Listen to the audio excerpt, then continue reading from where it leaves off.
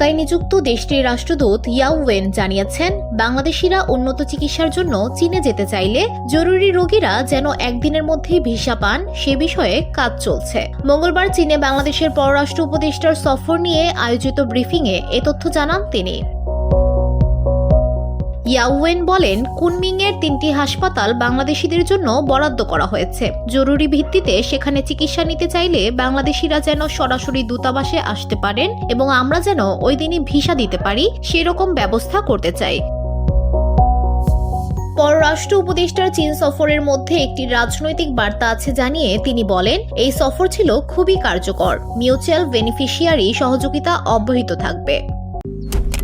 Malaysian প্রযুক্তিতে তৈরি অত্যাধুনিক cleaning machine modern vacuum cleaner যে কোনো ধরনের ধুলো ময়লাকে পরিষ্কার করে ঘরকে করে তুলুন চকচকে ও আকর্ষণীয়।